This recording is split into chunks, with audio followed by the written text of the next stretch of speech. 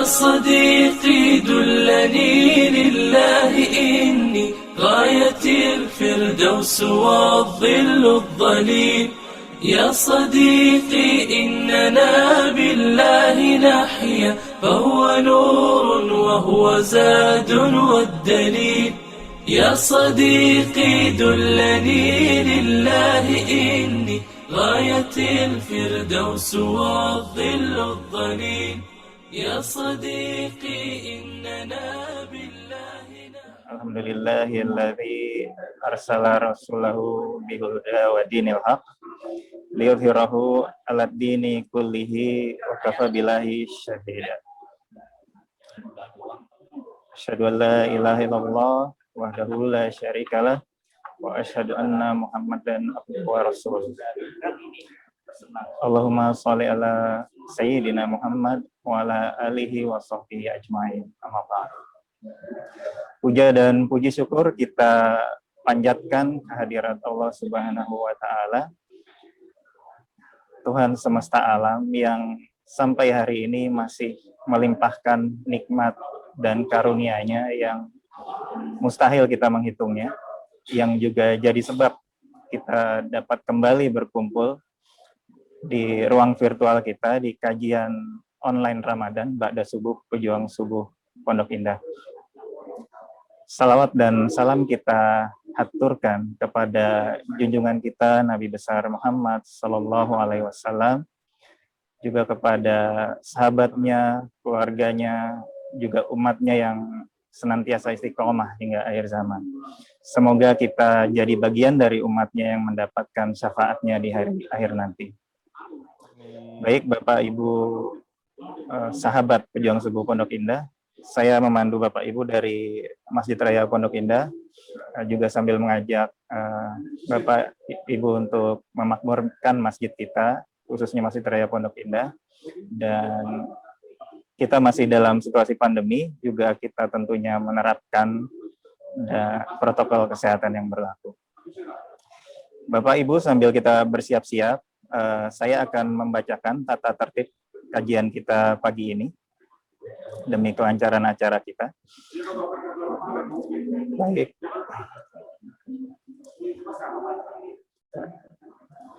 Mari Bapak Ibu kita luruskan niat semata-mata untuk mencari ridha Allah,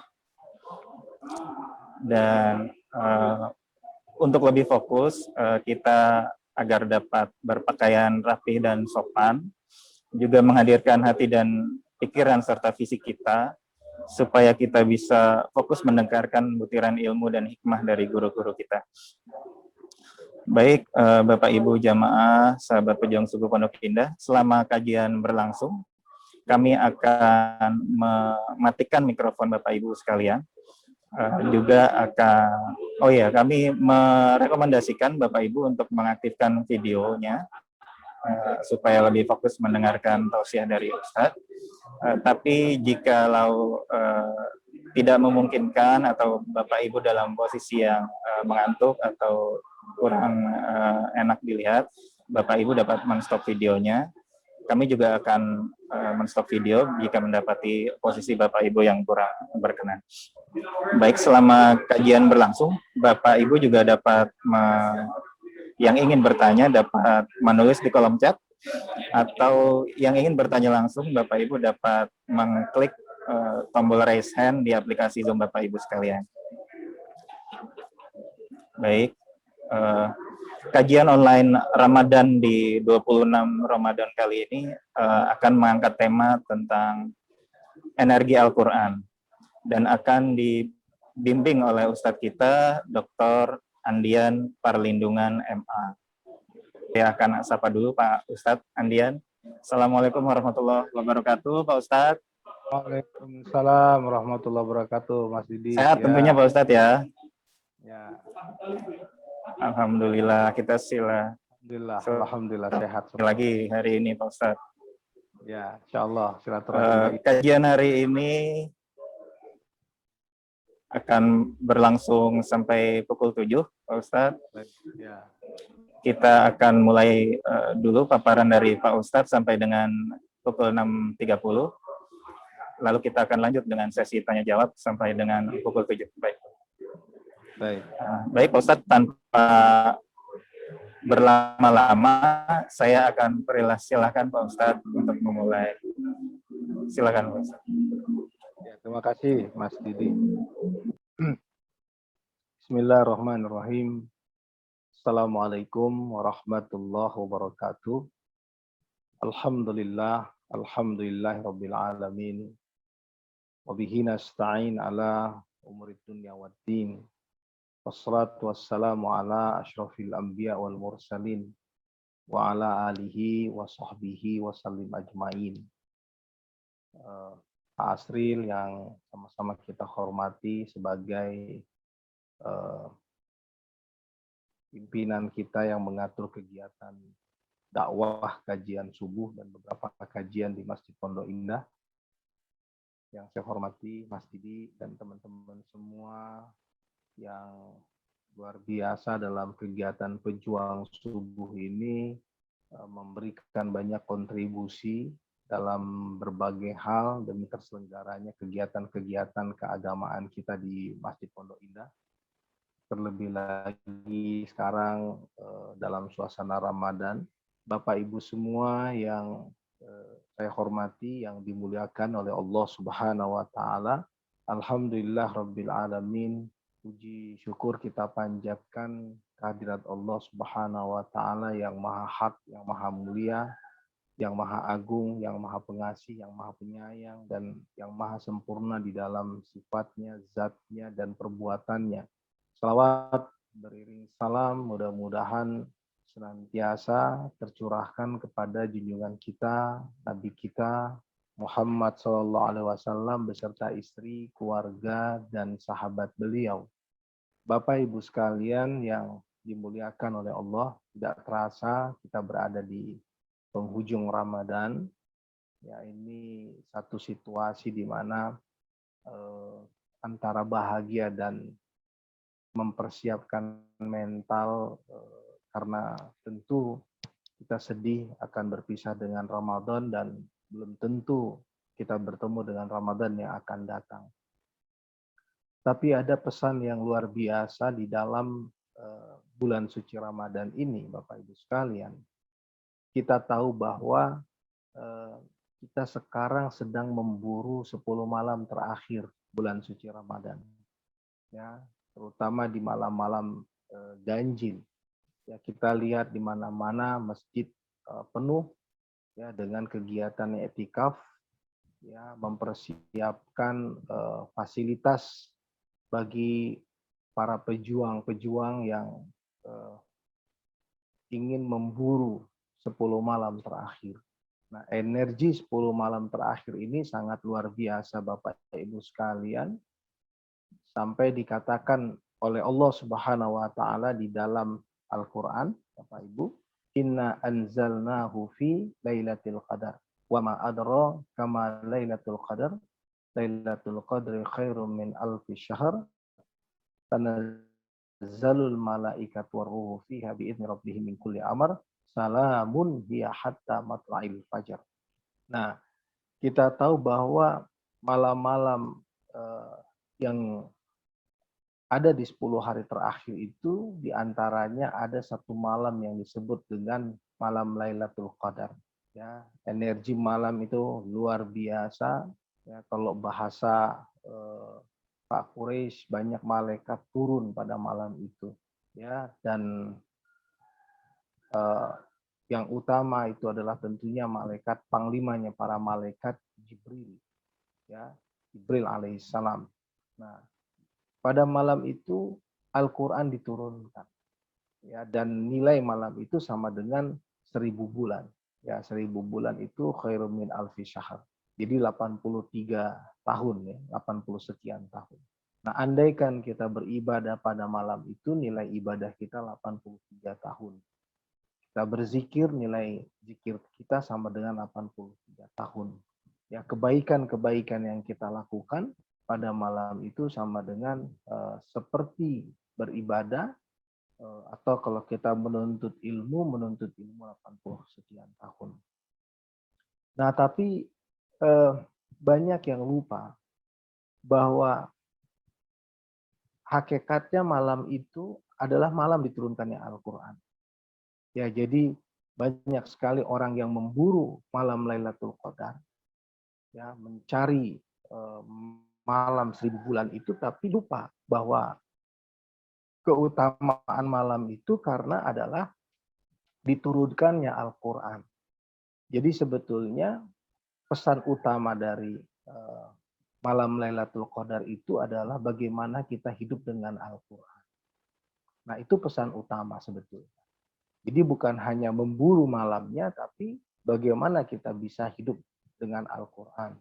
Bagaimana kita bisa hidup kita ini dituntun oleh Al-Quran. Nah, itu sebetulnya pesan utama dari malam Lailatul Qadar. Jadi saya melihat, memahami bahwa salah satu indikasi orang yang mendapatkan malam Lailatul Qadar itu adalah orang yang hidup dengan Al-Quran. Ya, hidup dengan Al-Quran di sini maksudnya apa? Bukan hanya membaca Al-Quran, Bapak Ibu sekalian. Ya, kalau kita mau jujur dengan diri kita, selama ini tuh kita baru sebatas menjadikan Al-Quran sebagai kitab bacaan. Ya, coba kalau kita sama-sama mau evaluasi, kita baru sebatas membaca kitab Al-Quran. Nah, Al-Quran yang kita baca itu memang ada manfaatnya, ada nilainya. Yaitu satu huruf dari Al-Quran yang kita baca itu adalah 10 kebaikan. Ya, kebaikannya adalah 10, pahalanya adalah 10. Kalau Al-Quran terdiri dari 1 juta sekian huruf, kalau kita baca dan dikalikan 10, maka sebetulnya luar biasa pahala dari kebaikan bacaan Al-Quran. Nah, itu artinya kita baru menjadikan Al-Quran sebagai kitab bacaan. Nah, pertanyaan yang sederhana, apakah kita sudah berinteraksi dengan Al-Quran? Ya, apakah kita sudah diri kita ini menyatu dengan Al-Quran? Apakah kita sudah berjalan dengan Al-Quran? Apakah kita sudah hidup dengan Al-Quran? Kita tahu bahwa Rasulullah SAW di akhir hayatnya itu mengatakan, aku tinggalkan 2 perkara dan kalian tidak akan pernah sesat dengan keduanya. Yang pertama adalah kitab Allah dan yang kedua adalah wasunnati. Jadi ada 2 pedoman hidup utama yang dipersiapkan oleh Rasulullah untuk kita. Yang pertama adalah kitab Allah, Bapak Ibu sekalian.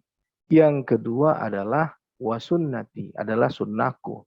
Sunnah itu perkataan, perbuatan, ketetapan Rasulullah itu adalah sunnahnya. Ya. Nah, tapi bagaimana kita bisa menjadikan Al-Quran, terutama Al-Quran dan Sunnah, tapi dalam konteks ini saya membahas Al-Quran, bagaimana kita menjadikan Al-Quran itu sebagai pedoman hidup kita. Kenapa? Karena Rasulullah mengatakan kalian tidak akan pernah sesat kalau kita pegang Al-Quran. Rashid Ridho di dalam salah satu catatannya, Rashid Ridho ini adalah murid dari Muhammad Abduh. Kemunduran umat Islam, keterbelakangan umat Islam, ya, atau di belahan manapun di bumi ini, banyak orang tahu bahwa umat Islam itu miskin gitu ya. Kenapa? Karena umat Islam meninggalkan Al-Quran. Karena apa? Karena umat Islam itu tidak hidup dengan Al-Quran. Nah, saya kasih contoh Bapak Ibu sekalian, saudaraku, 10 negara dengan kualitas pendidikan terbaik. Ya, tidak ada negara yang Islam, negara Islam atau negara mayoritas umat Islam. Ya, 10 negara yang bersih dan nyaman untuk ditinggalin. Tidak ada satupun negara Islam. 10 negara dengan penduduk yang sangat berbahagia. Tidak ada satupun negara Islam. 10 negara dengan etos kerja terbaik, kualitas kerja terbaik. Tidak ada satupun negara Islam. 10 negara dengan tingkat kesadaran hidup bersih, hidup sehat.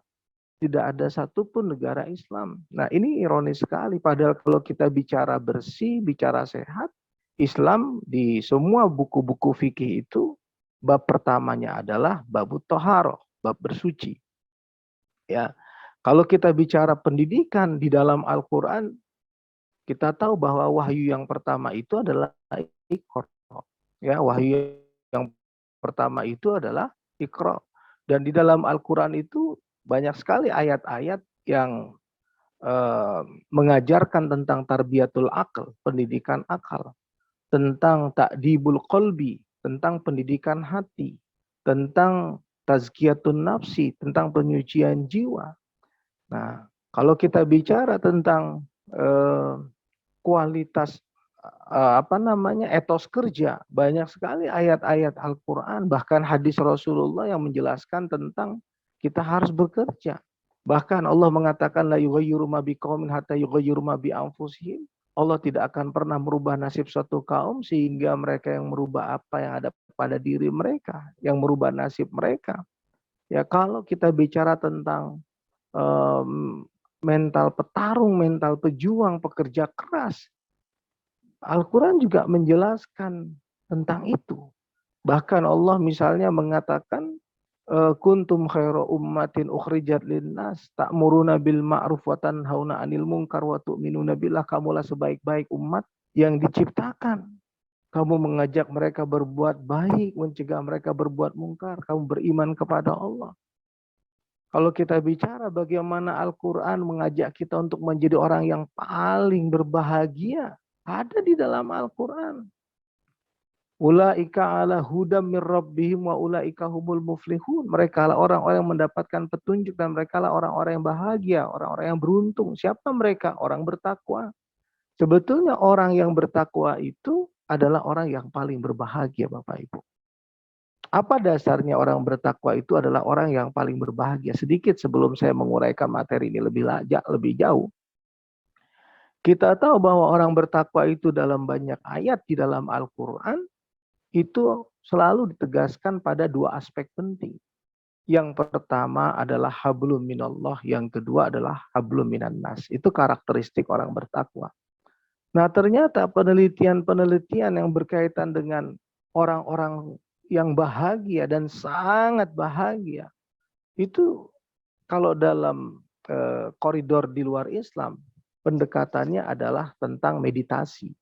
Jadi orang-orang yang suka bermeditasi itu adalah orang-orang yang mampu mengendalikan emosinya dan dia bahagia. Nah, Islam tidak mengenal meditasi. Karena apa? Di atas meditasi, jauh di atas meditasi adalah as-sholah, adalah sholat misalnya. Nah, kita bicara tentang siapa orang yang berbahagia? Orang yang khusyuk dalam sholatnya. Siapa orang yang mampu menstabilkan emosinya? Illal musallin walladzina hum ala sholatihim daimun. Orang-orang yang sholat dan orang-orang yang setia dengan sholatnya. Ya, itu contoh di dalam Al-Quran. Ya, contoh di dalam Al-Quran, Bapak Ibu sekalian. Nah, juga kalau kita bicara tentang tentang orang-orang bahagia di dalam Al-Quran, ya. Kenapa saya katakan orang bertakwa tadi hablum minallah dan hablum minan nas? Ternyata ketika seseorang melakukan aktivitas yang berkaitan dengan hubungannya kepada Allah, harmonisasi hubungannya kepada Allah, maka sebetulnya di dalam dirinya itu diproduksi hormon-hormon kebahagiaan. Salah satunya hormon endorfin. Ya, hormon kebahagiaan yang bernama endorfin, pereda rasa nyeri. Ya, pereda rasa nyeri dan nggak perlu disuntik. Nah, kemarin saya dialog dengan salah seorang yang baru pulang dari Amerika bukan baru pulang ya, liburan ke Indonesia, 30 tahun tinggal di Amerika. Ternyata para orang tua di hari tuanya di Amerika sana, itu pagi, siang, sore itu mengkonsumsi obat yang berkenaan dengan endorfin, serotonin, dopamin, oksitosin. Nah, obat-obat pemicu hormon, gitu. Pemicu hormon. Subhanallah, kita nggak pernah. Jadi seperti drug, Bapak Ibu, seperti drug ya, pemicu hormon. Yang luar biasa, kita tidak mengenal itu di dunia Islam. Ya, beliau cerita bagaimana beliau kebetulan menangani orang tua. Bagaimana di sana beliau punya pengalaman beberapa kali menghadapi kematian di sana. betapa resahnya, betapa galaunya menjelang kematian itu, betapa tersiksanya menjelang kematian itu. Nah, beliau cerita. Nah, kita tidak perlu menyuntik hormon-hormon, obat-obat pemicu hormon, endorfin, dopamin, oksitosin, dan serotonin. Kenapa? Karena sebetulnya dengan kita hablum minallah, hormon-hormon itu diproduksi oleh tubuh kita. Endorfin itu diproduksi saat kita sholat, saat kita zikir, saat kita belajar Al-Quran, memahami Al-Quran. Saat kita punya kecenderungan untuk taat, itu sebetulnya karena ada dopamin, hormon dopamin di dalam diri kita. Ada ketika kita ingin silaturahim, ketika kita ingin berbagi rezeki, ketika kita ingin menyayangi, ketika kita ingin memeluk orang-orang yang kita cintai, tubuh kita itu memproduksi hormon serotonin, hormon oksitosin. 4 hormon kebahagiaan itu mengendalikan satu hormon kortisol. Ya, kortisol itu adalah hormon stres. Ya, dia sebagai sinyal ketika seseorang stres, maka dia keluar tuh sebagai sinyal akan adanya stres. Tapi ketika stresnya berlebihan, kortisol itu meningkat. Ketika dia meningkat tinggi, meningkat tajam, dia berbahaya. Akan muncul migrain, vertigo, serangan jantung, stroke. Nah, hebatnya Bapak Ibu, ternyata hormon-hormon kebahagiaan itu keluar dengan aktivitas-aktivitas yang membuat kita bahagia. Nah, apa aktivitas yang membuat kita bahagia? Ternyata yang tidak bertentangan dengan hati nurani kita. Olahraga, bercocok tanam, membahagiakan orang lain, ibadah kita kepada Allah. Nah, itu adalah orang yang paling berbahagia menurut saya di dalam Al-Quran adalah orang yang bertakwa. Ya, di dalam Al-Quran adalah orang yang bertakwa. Itulah orang yang paling berbahagia. Nah, kembali lagi kepada ulasan kita yang utama, ya. Nah, jadi sebetulnya kalau kita mau memahami Al-Quran, berinteraksi dengan Al-Quran, maka sebetulnya kita akan mendapatkan nilai manfaat yang luar biasa. Ada energi Al-Quran, Bapak Ibu, yang sangat dahsyat. Nah, apa itu energi Al-Quran yang sangat dahsyat? Saya memberi contoh ketika Umar bin Khattab misalnya, ya, ketika Umar bin Khattab misalnya bergegas ingin membunuh Rasulullah, bertemu dengan seseorang di jalan, kemudian orang tersebut mengatakan, ngapain kau datang ingin membunuh Rasulullah, membunuh Muhammad? Kau datangi saja adikmu. Kau temukan adikmu, karena adikmu sudah menjadi pengikut Muhammad. Maka Umar bin Khattab bergegas ke rumah adiknya, dan pada saat itu sang adik sedang membaca lembaran Al-Quran. Ya, kemudian Umar bin Khattab menamparnya dan menarik apa yang sedang dibaca. Ternyata apa yang terjadi? Ketika Umar membaca awal surat Toha, sesungguhnya kami menurunkan Al-Quran bukan untuk menyusahkanmu. Bayangkan, bergetar Umar bin Khattab, Bapak Ibu Saudaraku semua. Bergetar Umar bin Khattab, dan apa yang terjadi pada saat itu? Umar bergetar. Umar langsung menuju kepada Nabi Muhammad. Getaran itu ternyata adalah sudah mulai masuknya iman ke dalam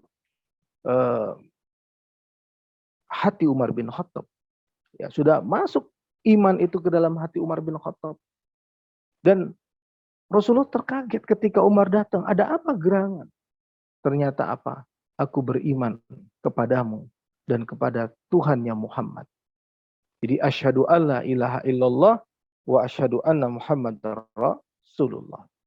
Begitu juga ketika kafir Quraisy mengutus Utbah bin Rabi'ah.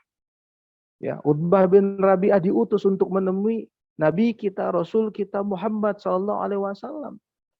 Ya, untuk melakukan pendekatan kepada Nabi Muhammad SAW. Tapi apa yang terjadi ketika Nabi Muhammad membacakan Hamim Sajadah, ya, surat Hamim Sajadah kepada Utbah bin Rabi'ah, bergetar Utbah bin Rabi'ah. Dan saat Utbah bin Rabi'ah kembali kepada kafir Quraisy, kepada kaumnya, mereka kaget. Terjadi perubahan pada diri Utbah bin Rabi'ah, Bapak Ibu sekalian yang dimuliakan oleh Allah. Nah, itu contohnya energi Al-Quran. Nah, di dalam Al-Quran, di surat Al-Anfal, surat 8 ayat 2, ayat 3, ayat 4. Ya, innamal mu'minuna alladzina idza dzukirallah wajilat qulubuhum. Nah, orang beriman itu jika disebut nama Allah gemetar hatinya. Ya, gemetar hatinya. Kenapa gemetar? Gemetar itu adalah sinyal. Ya, sinyal bahwa adanya iman di dalam hati seseorang. Kuatnya keyakinan dalam hati seseorang. Ya. Wa idza tuliyat alaihim ayatuhu zadathum imana. Jika dibacakan ayat-ayat Allah kepada mereka, bertambah iman mereka. Nah, ini luar biasa bahwa karakteristik orang yang beriman itu ketika disebut nama Allah gemetar hatinya, ketika dibacakan ayat-ayat Allah bertambah imannya. Ya, bertambah ketaatannya, bertambah kecintaannya, bertambah rasa syukurnya, ya, bertambah ketundukannya kepada Allah, bertambah kesadaran untuk meninggalkan apa yang dilarang oleh Allah. Nah, itu energi daripada Al-Qur'an. Ya, energi daripada Al-Qur'an. Nah, di dalam sebuah penelitian, ya, atau saya lengkapi dulu ayatnya tadi. Innamal mu'minuna alladzina idza dzukirallahu wajilat qulubuhum wa idza tuliyat alaihim ayatu zadathum imana. Nah, wa ala rabbihim yatawakkalun, dan mereka tawakal, berserah diri kepada Allah Subhanahu wa taala. Nah, tawakal itu karena apa? Arti tawakal itu berserah diri secara totalitas. Nah, secara totalitas di situ bukan berarti berserah diri itu bukan seperti pasrah tanpa ikhtiar, bukan. Ya, karena Rasulullah juga menggambarkan orang yang berserah diri itu seperti burung yang keluar dari sangkarnya pada pagi hari dalam keadaan lapar dan kembali kepada sangkarnya pada sore hari dalam keadaan kenyang. Itu arti tawakal, ada ikhtiar. Nah, tapi kita tidak bisa mengandalkan ikhtiar kita 100%. Ikhtiar harus dimaksimalkan, tapi tawakal juga harus dimaksimalkan. Ya, wa ala rabbihim yatawakkalun alladzina yuqimunas shalah wa mimma razaqnahum yunfikun. Nah, untuk bisa mengiringi tawakal itu sehingga tajam ikhtiar kita, tingkat kepasrahan kita kepada Allah itu diiringi dengan sholat. Ya, diiringi dengan sholat, diiringi dengan infak. Ternyata sholat dan infak itu ciri khas orang yang beriman. Ya, sholat dan infak itu ciri khas orang yang beriman. Kenapa demikian? Karena Allah mengatakan, ulaika humul mu'minuna haqqa. Itulah orang yang beriman dengan sesungguhnya. Lahum darajatun inda rabbihim. Pertama, mereka mendapatkan kemuliaan di sisi Allah. Yang kedua, wa maghfiratun, mereka mendapatkan ampunan. Yang ketiga, mereka mendapatkan warizqun karim, rizki yang mulia. Rizki yang mulia itu bisa uang, bisa kesehatan, keluarga bahagia, pekerjaan yang berkah, rezeki yang halal, sahabat-sahabat surga kita, ya, yang bisa mendekatkan kita ke surganya Allah Subhanahu wa taala. Nah, itulah rizki yang mulia. Nah, di ayat tadi di surat Al-Anfal itu jelas sekali bagaimana dahsyatnya energi Al-Qur'an, Bapak Ibu sekalian yang dimuliakan oleh Allah Subhanahu wa taala. Nah, dalam sebuah percobaan, ya, dalam sebuah percobaan selama 210 kali, Bapak Ibu sekalian, 210 kali. Nah, suatu ketika diambillah para relawan, ditelitilah berdasarkan atau berbasis komputer. Ya, 85 kali Al-Qur'an diperdengarkan. 85 kali ayat-ayat Al-Qur'an diperdengarkan dan dibaca secara mujawwad. Ya, secara biasa. Ya. Nah, kemudian 85 kali bahasa Arab diperdengarkan. 85 kali bahasa Arab diperdengarkan dan dibaca seperti Al-Qur'an. Dan 40 kali, Bapak Ibu, Al-Qur'an tidak dibacakan apa-apa, ya, tidak dibacakan apa-apa. Jadi orang hanya diam saja, seperti meditasi begitu ya, seperti meditasi. Banyak sekali kelompok-kelompok yang mengagungkan meditasi. Ya, sekali lagi banyak sekali kelompok-kelompok yang mengagungkan meditasi. Nah, ini hasil penelitian yang berbasis data dan tentu berbasis komputer juga, bahwa ternyata ketika Al-Qur'an dibaca 85 kali, ya, Al-Qur'an dibaca 85 kali dan bahasa Arab dibaca 85 kali dan 45 kali tidak dibacakan apa-apa, relawan ini hanya diam saja. Ternyata sangat mencengangkan, 65% dari hasil penelitian itu bahwa orang-orang yang dibacakan Al-Qur'an lebih tenang, lebih damai, lebih tentram. Terlihat dalam perubahan-perubahan kejiwaan mereka. Nah, ini dahsyatnya Al-Qur'an. Ya, bagaimana Al-Qur'an memiliki energi yang luar biasa. Tadi saya kembali ke awal bahwa Bapak Ibu sekalian yang dimuliakan oleh Allah, membaca Al-Qur'an tidak ada masalah. Artinya baik-baik saja. Dan satu kali kita membaca satu huruf dari Al-Qur'an yang kita baca itu adalah 10 kebaikannya. Ya, 10 kebaikannya. Nah, tapi yang jadi masalah, kita belum menjadikan Al-Qur'an itu sesuai dengan perannya. Ya, peran-peran Al-Qur'an. Sehingga Al-Qur'an itu memiliki energi yang luar biasa tadi. Nah, apa itu apa namanya? Peran Al-Qur'an yang sesuai dengan nama-namanya, Bapak Ibu sekalian. Ya, sesuai dengan nama-nama Al-Qur'an itu sendiri. Kita tahu bahwa di dalam Al-Qur'an, ya, di dalam Al-Qur'an di surat 13 ayat 31. Ya, surat 13 ayat 31, Bapak Ibu.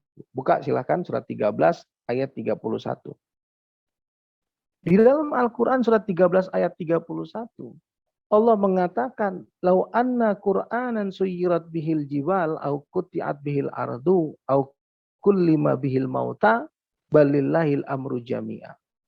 Kalau ada sebuah bacaan yang bisa menggoncang gunung, yang bisa membelah bumi, yang bisa berbicara dengan orang yang mati, adalah Al-Qur'an. Ya, adalah Al-Qur'an. Artinya apa? Al-Qur'an ini sebetulnya adalah mukjizat terbesar sepanjang sejarah kehidupan umat manusia. Ya, mukjizat terbesar sepanjang sejarah kehidupan umat manusia. Dulu pada zaman Nabi Musa, Nabi Isa, Nabi Sulaiman, Nabi Ibrahim dan para nabi, Allah memberikan mukjizat. Mukjizat itu untuk menunjukkan kebesaran Allah, untuk meyakinkan umat manusia di zaman mereka bahwa mereka adalah utusan Allah. Nabi Sulaiman, Nabi Musa, Nabi Isa, Nabi Ibrahim, dan nabi-nabi yang lain adalah utusan Allah. Nah, tapi mukjizat itu sesuai dengan masa diutusnya sang nabi, sang rasul. Ya, maka ketika Nabi Musa wafat misalnya, maka mukjizatnya sudah tidak berlaku lagi. Begitu juga dengan Nabi Sulaiman, Nabi Isa, dan Nabi Ibrahim alaihissalam. Nah, Nabi Muhammad diutus untuk seluruh umat manusia. Seluruh umat manusia. Maka berarti, dan sampai hari kiamat, berarti mukjizat Nabi Muhammad itu tidak lekang dimakan masa, dimakan zaman. Nah, sudahkah kita menjadikan Al-Qur'an itu mukjizat terbesar sepanjang sejarah kehidupan umat manusia? Nah, makanya ada ayat tadi di surat 13 ayat 31, kalau ada sebuah bacaan yang bisa menggoncang gunung, yang bisa membelah bumi, yang bisa berbicara dengan orang yang mati, adalah Al-Qur'an. Ya, adalah Al-Qur'an. Nah, maka Fungsikan Al-Quran sebagai mukjizat, bukan hanya sebagai kitab bacaan. Maka kalau kita kembali sesuai dengan nama-nama Al-Quran, Al-Quran itu bukan hanya kitab bacaan biasa, tapi juga adalah Al-Huda. Zalikal kitabu la raiba fihi hudan lil muttaqin. Itu fungsi Al-Quran. Itu nama lain Al-Quran. Bahwa kitab ini tidak ada keraguan di dalamnya, petunjuk bagi orang bertakwa. Kita tahu yang namanya petunjuk itu seperti apa. Ya, petunjuk mengoperasionalkan mesin. Nah, berarti bagaimana mengoperasionalkan mesin tanpa petunjuk? Petunjuk jalan. Bagaimana kita berjalan tanpa petunjuk? Apa yang akan terjadi kalau kita berjalan tanpa petunjuk, tanpa rambu-rambu? Nah, petunjuk kehidupan. Nah, bayangkan, kita belum menjadikan Al-Quran sebagai Al-Huda, sebagai kitab petunjuk. Dan itu syarat utama menjadi orang bertakwa. Kenapa? Karena kita tahu bahwa perintah Allah di dalam Al-Quran, ittaqullah, bertakwalah kamu kepada Allah. Dan tujuan daripada Ramadan dijadikan sebagai bulan puasa untuk kita, kutiba alaikumusiyam, seterusnya, la'allakum tattaqun, agar kamu bertakwa. Nah, syarat menjadi orang bertakwa, hudal lil muttaqin. Apa yang disebut dengan hudal lil muttaqin? Al-Quran. Nah, itu Al-Huda, Bapak Ibu sekalian. Al-Quran memberikan petunjuk kepada kita mana jalan ke surga, mana jalan ke neraka, mana harus menjadi bagian dari kita, orang-orang yang menjadi bagian kita. Karena di Al-Quran menyebutkan istilah kafir, munafik, fasik, ya, zolim, ya, musyrik. Ya. Kemudian mana amalan-amalan yang bisa membawa kita ke surga? Mana amalan-amalan yang kita harus hindari, yang berbahaya karena akan membawa kita ke neraka? Ya. Bagaimana kehidupan yang dicintai dan diridhoi oleh Allah? Bagaimana kehidupan yang dimurkai oleh Allah? Siapa golongan yang terbaik yang disebut dengan khairul bariyah, yang disebut, dan siapa golongan yang disebut dengan syarrul bariyah? Kelompok manusia yang dikatakan oleh Allah seburuk-buruk manusia. Nah, itu Allah sebutkan di dalam Al-Quran, Bapak Ibu sekalian. Ya, nah itu Al-Huda. Kemudian Al-Quran disebut juga sebagai Al-Furqan. Tabarakalladzi nazzala al-furqana ala abdihi liyakuna lil alamina nadhira. Surat Al-Furqan ayat 1. Ya. Atau syahrul Ramadan alladzi unzila fihi al-Qur'an hudal linnasi wa bayyinatin minal huda wal furqan. Nah, Al-Furqan itu apa, Bapak Ibu? Al-Furqan itu adalah kecerdasan membedakan. Kalau untuk kita, Allah berikan Al-Furqan, Allah berikan kepada kita kecerdasan untuk membedakan yang hak dan yang batil. Nah, itu Allah berikan kepada orang bertakwa Al-Furqan di dalam hatinya, kemampuan untuk membedakan yang hak dan yang batil. Nah, tapi bagaimana caranya? Ya, kalau seorang mukmin yang mau jadi orang bertakwa ini menjadikan Al-Quran sebagai Al-Huda wal Furqan juga. Kenapa? Karena Al-Quran itu menjelaskan kepada kita mana baik, mana buruk. Ya, mana golongan yang diridhoi, mana golongan yang dimurkai. Ya, mana pekerjaan-pekerjaan yang mendatangkan cinta Allah, rahmat Allah, ridho Allah, mana pekerjaan yang mendatangkan murka Allah. Nah, Al-Quran menjelaskan itu semua, maka Al-Quran disebut dengan Al-Furqan. Siapa ahli neraka, siapa ahli surga. Nah, bayangkan kalau kita tidak pernah mentadaburkan Quran, hanya membaca Al-Quran, maka kita tidak mampu mengetahui mana yang disebut Al-Furqan itu apa saja. Ya, apa saja yang dibedakan oleh Al-Quran, mana baik, mana buruk itu apa saja. Kalau kita tidak pernah mentadaburkan isi Al-Quran. Nah, kemudian Al-Quran juga disebut dengan Ar-Rahmah. Surat Al-Isra ayat 82. Wa nunazzilu minal Qur'ani ma huwa syifaa'u wa rahmah wa rahmatul lil mu'minin. Ya, bentuk kasih sayang Allah kepada kita adalah Al-Quran. Bentuk cinta Allah kepada kita adalah Al-Quran. Jadi Allah menciptakan kita, memenuhi segala kebutuhan hidup kita, mengutus Rasul kepada kita sebagai prototipe manusia yang sempurna yang harus kita teladani di dalam kehidupan kita, tapi juga Allah menuntun kita dengan Al-Quran, dan Al-Quran itu bentuk rahmat Allah kepada kita, kepada orang yang beriman. Jadi yang rugi itu siapa? Ketika seseorang ingin mencapai ketakwaan, ingin meningkatkan kualitas imannya, ingin mendapatkan rahmat dan ridhonya, tapi kemudian tidak mau menjalankan Al-Quran. Ya, maka saya katakan tadi kepada kita semua Bapak Ibu, ketika kita memburu 10 malam terakhir itu sebetulnya jangan kita lupa bahwa keutamaan malam itu karena Allah turunkan Al-Quran. Jadi kebanyakan hanya fokus memburu 10 malam terakhir tapi lupa bahwa sebetulnya tanda bahwa kita mendapatkan Lailatul Qadar itu juga adalah hidup dengan Al-Quran. Karena malam itu adalah malam turunnya Al-Quran. Berarti bagaimana kita menjadikan Al-Quran sebagai landasan atau pedoman hidup kita. Nah, Al-Quran juga disebut dengan Al-Mau'izah. Ya, Al-Mau'izah. Qad ja'a ya ayyuhan nas qad ja'atkum mau'izatum mir rabbikum. Ya, Mukminin di surat Yunus ayat 57. Ya, beberapa nama Al-Quran disebut di sini ada mau'izah. Subhanallah, Allah mengatakan bahwa wahai manusia, telah datang kepadamu pelajaran, ya, nasihat dari Tuhanmu. Itu pertama, fungsi yang pertama. Yang kedua, sebagai penyembuh bagi penyakit yang ada di dalam dada. Fungsi yang ketiga sebagai petunjuk, al-huda. Fungsi keempat sebagai ar-rahmah, ya, bagi orang beriman. Nah, nasihat Bapak Ibu.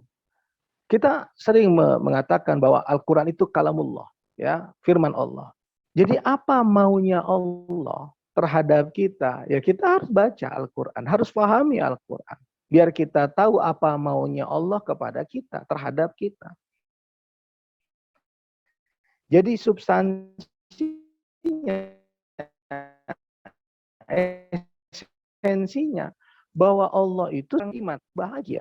Ya, tapi secara keseluruhan, dalam konteks khitabnya di sini, ya ayuhan nas, wahai manusia. Nah, tapi siapa yang mengambil pelajaran? Hanyalah orang beriman. Siapa yang menjadikan Al-Quran sebagai nasihat? Orang yang beriman. Siapa yang menjadikan Al-Quran sebagai asyifa? Orang beriman. Siapa yang menjadikan Al-Quran sebagai al-huda? Ya orang beriman. Siapa yang menjadikan Al-Quran sebagai ar-rahmah? Ya orang beriman. Ya, kalau orang tidak beriman, tidak yakin berarti dia dengan fungsi-fungsi Al-Quran tadi. Ya, tidak yakin dia dengan fungsi-fungsi Al-Quran tadi. Nah, Bapak Ibu sekalian yang dimuliakan oleh Allah Subhanahu wa taala. Nah, karena fungsi Al-Quran sebagai al-mau'izah, sebagai nasihat, pelajaran dari Allah, maka pasti yang namanya pelajaran dari Allah,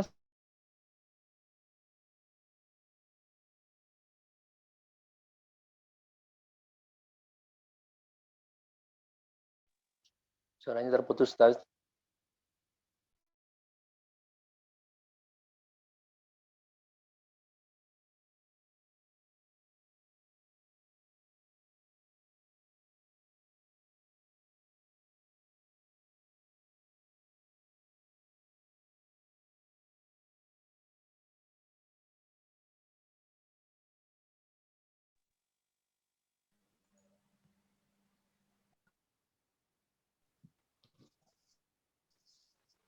Terputus ya? Oh. saat kita, iya, tadi ada apa tuh? Ada slide masuk ya dari teman-teman.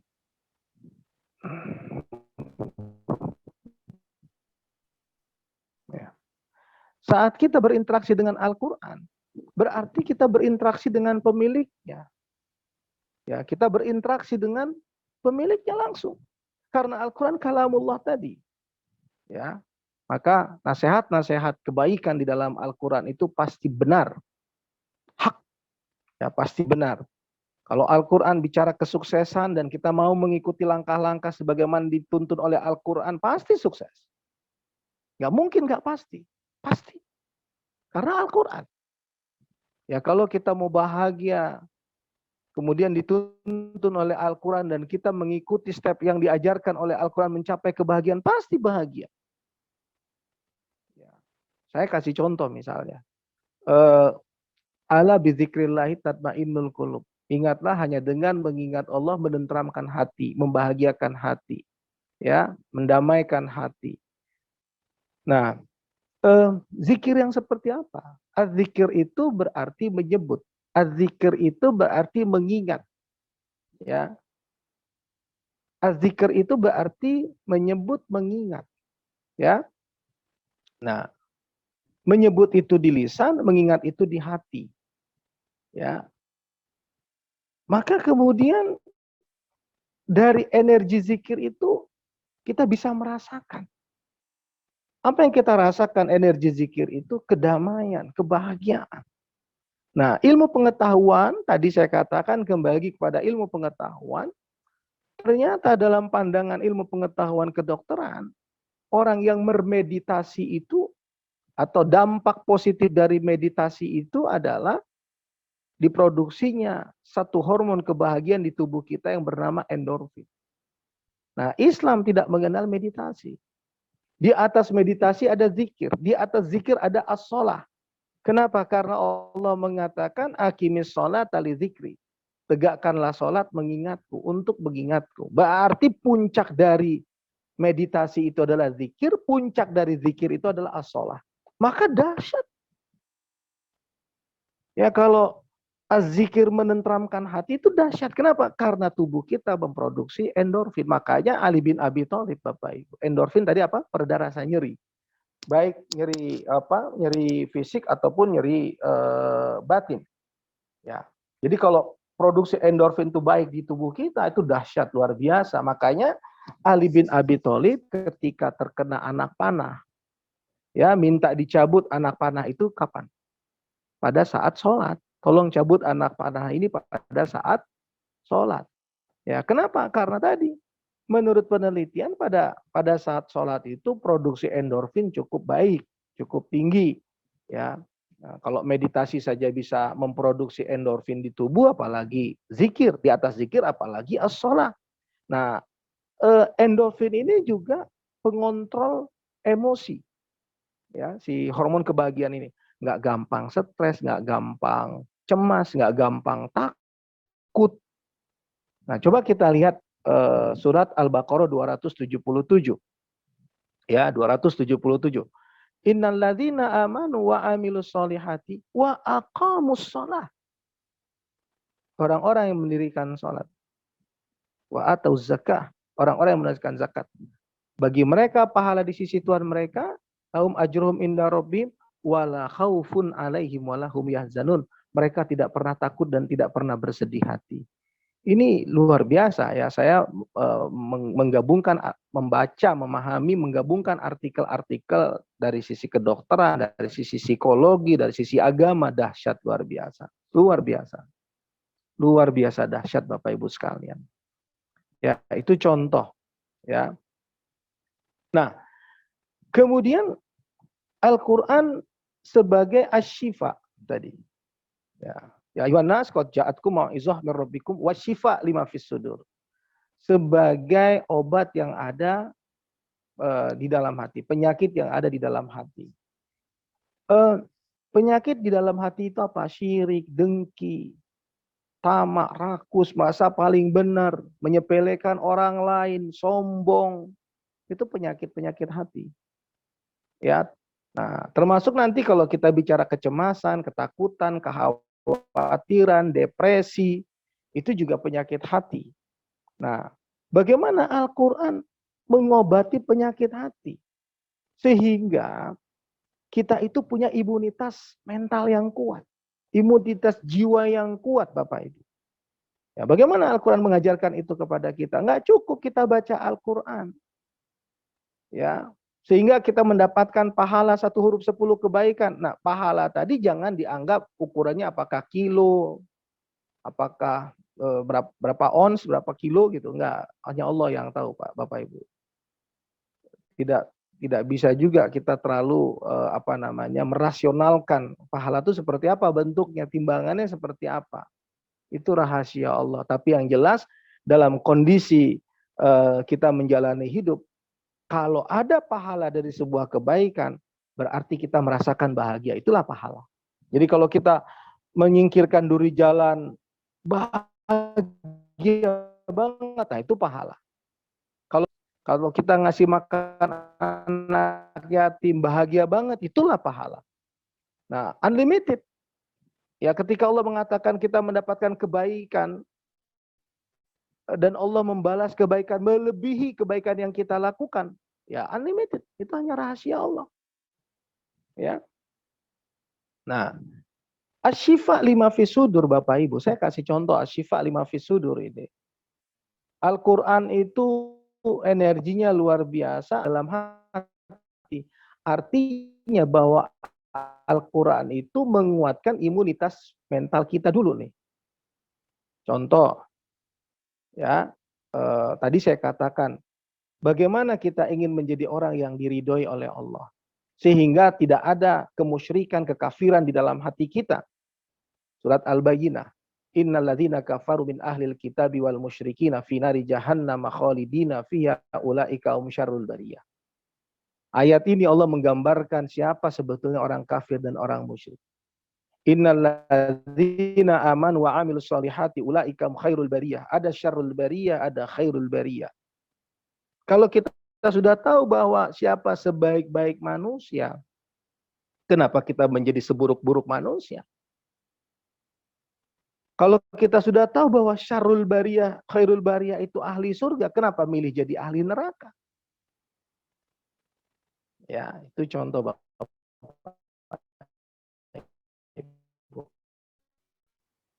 Nah, atau contoh siapa oleh Allah yang sebetulnya lebih kaya dari dengan seisi bumi ini, nggak ada tandingannya. Kekayaan dia dengan timbangan seakan di surat Ali Imran ayat 14, 15, 16, zuyina linnasi hubbus syahwat. Manusia dihiasi dengan kehidupan materi, kecenderungan terhadap wanita, terhadap harta benda. Ada yang lebih baik dari itu semua. Muhammad, qul a'unabbiukum bi khairin min dzalikum lilladzina taqaw 'inda rabbihim jannatu tajri min tahtihal anhar wa azwajum khalidina fiha wa azwajum mutahharatu wa ridwanu minallah. Ya. Nah, ada yang lebih baik daripada dunia dan seisinya. Allah katakan yaitu ketakwaan. Ketakwaan. Ya, bagi orang bertakwa memperoleh surga yang mengalir di dalamnya sungai-sungai, pasangan hidup yang kedua wa azwajum mutahharah, yang ketiga wa ridwanu minallah.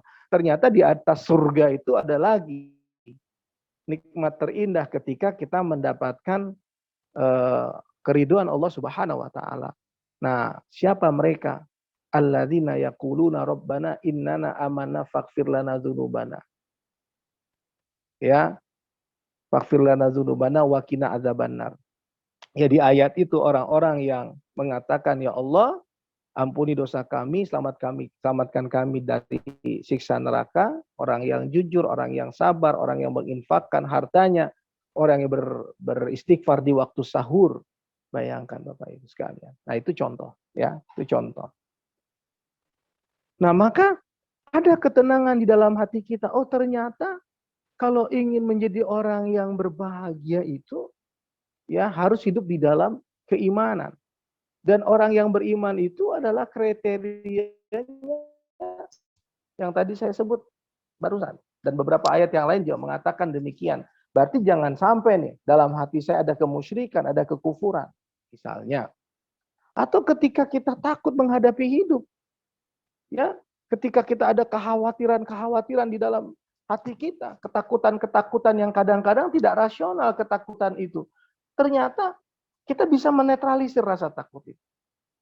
Surat 41 ayat 30-31. Ya, orang-orang yang mengatakan Tuhan kami adalah Allah, Ya, innal ladzina qalu rabbunallah tsumma istaqamu, tapi mereka istiqomah di jalan Allah, ya malaikat turun. Tatanazzalu alaihimul malaika alla takhafu wa la tahzanu. Jadi kalau sudah hidup di jalan Allah jangan takut, jangan sedih. Berarti kita di jalan yang benar, bersandar kepada yang benar. La ilaha illallah, tempat berlindung, tempat meminta, tempat memohon, tempat berserah diri. Ya, Allah takhafu wa la tahzanu. Wa abasyiru bil jannati allati kuntum ta'adun. Mereka memberikan kabar gembira tentang surga yang dijanjikan Allah kepada kita, dan yang luar biasa, nahnu awliya'ukum fil hayatid dunya wa fil akhirah. Allah mengatakan kami akan melindungi kamu sepanjang hidupmu. Maaf, ada yang bocor speakernya. Sepanjang hidupmu di dunia dan di akhirat, kamu memperoleh apa yang kamu harapkan, mendapatkan apa yang kamu inginkan. Nah, itu contoh Bapak Ibu sekalian. Ya, bagaimana ketika kita diuji bahwa kita harus kuat? Harus kuat. Apa yang menguatkan kita? Allah mengingatkan kita, la yukallifullahu nafsan illa wus'aha. Allah tidak menguji kita di luar batas kesanggupan kita. Oh, ternyata Allah menguji aku untuk menguatkan komitmen ketauhidanku. Ahasiban nas ayyutraku ayyakulu amana wa hum la yuftanun. Apakah manusia dibiarkan mengatakan beriman sementara mereka tidak diuji oleh Allah? Berarti fungsi ujian itu untuk menguatkan iman kita, menguatkan komitmen ketauhidan kita kepada Allah. Tenang hati kita. Oh, kenapa ujian itu berat? Banyak. Tidak, Allah katakan tidak. Kenapa? Walanabluwannakum bisyai'im minal khauf. Kami hanya menguji kamu sedikit rasa takut, sedikit. Walju, lapar. Wa naqsim minal amwal, berkurangnya harta. Wal anfus, jiwa. Wa thamarat, ya, buah-buahan. Walanabluwannakum bisyai'im minal khaufi wal ju'i wa naqsim minal amwali wal anfus wa thamarat. Sedikit itu semua ujian. Wabasyiris sabirin. Beri kabar kepada orang yang sabar. Alladzina idza asabathum musibah, apabila mereka ditimpa ujian oleh Allah, qalu innalillahi wa inna ilaihi raji'un. Oh, ternyata orang sabar itu adalah yang tetap punya komitmen ketauhidan. Kami milik Allah dan kembali kepada Allah. Nah, untuk kita bisa sabar dimotivasi oleh Allah. Ulaika alaihim shalawatun mir rabbihim wa rahmah wa ulaika humul muhtadun. Mereka itulah orang yang mendapatkan ampunan, mendapatkan rahmat, dan mendapatkan petunjuk. Oh, subhanallah. Berarti sabar itu luar biasa, ketahanan mental yang luar biasa. Untuk bisa menjadi sabar, Allah beri semangat. Allah hadiahkan 3 hal. Ya, Allah hadiahkan 3 hal itu, bahwa Allah memberikan keselamatan, ampunan, dan petunjuk. Di surat berapa itu? Al-Baqarah 153, 154, 155 itu indah banget ya. Ya, bicara tentang termasuk tentang bagaimana cara aku menyikapi ujian hidupku. Al-Baqarah 153, ya ayyuhalladzina amanu sta'inu bisabri wassalah. Wahai orang yang beriman, minta tolonglah kamu kepada Allah dengan sabar dan sholat. Ya. Nah, misalnya lagi kita sedih, kita merasa lemah, kok nggak merasa berdaya, bagaimana peran kita dalam kehidupan ini ya, seperti kok tidak dihargai gitu ya. Gak usah takut Bapak Ibu. Bagaimana Allah menguatkan kita, menenteramkan hati kita. Allah katakan, wala tahinu wala tahzanu wa antumul a'launa in kuntum mu'minin. Jangan merasa lemah, jangan merasa bersedih hati. Kamulah manusia yang paling tinggi derajatnya jika kamu beriman. Ali Imran 139. Ya, Ali Imran 139. Nah, bagaimana Allah menghibur kita? Ketika kita misalnya ya, ibu-ibu suatu saat menjanda, ya misalnya tiba-tiba bapak suatu saat dipanggil oleh Allah lebih dulu. Ya. Atau bapak-bapak yang kemudian menjadi duda misalnya. Ibu dipanggil oleh Allah terlebih dulu gitu ya. Ya, atau saya pernah ditinggal oleh adik saya. Ya, 2 adik saya itu udah seperti orang tua buat mereka. Karena jarak umur sama adik saya terlalu jauh. Ya, mereka saya sekolahin, kira-kira gitu ya. Saya penuhi kebutuhan mereka gitu ya. Di samping intinya saya membantu ibu saya. Suatu ketika dua adik saya meninggal. 2014, 2018. Wah. Nah, saya ingat tuh. Menguatkan jiwa saya. Saya ingat Al-Qur'an, wadduha wal-laili idza saja. Ya. Al-Qur'an ini surat pasti seluruh Al-Qur'an diturunkan kepada Nabi Muhammad. Kemudian Nabi Muhammad wafat, Nabi Muhammad mewariskan Al-Qur'an itu kepada kita. Berarti Allah sedang berinteraksi dengan kita. Wadduha wal-laili idza saja, demi waktu duha ketika matahari naik sepenggalan dan demi malam ketika telah sunyi. Mawadda, tidak pernah melupakan. Mawadda'aka rabbuka wa ma qala. Walal akhiratu khairul laka minal ula. Akhirat itu jauh lebih baik daripada dunia. Walal akhiratu khairul laka minal ula. Wala sawfa yu'tika rabbuka fatarda. Allah akan memberikan kamu sesuatu yang membuat kamu ridha dengan keputusan Allah. Apa itu? Alam yajidka yatiman fa'awa. Ketika engkau sendiri, wahai Muhammad, Allah yang menjagamu. Berarti, wahai orang bertakwa,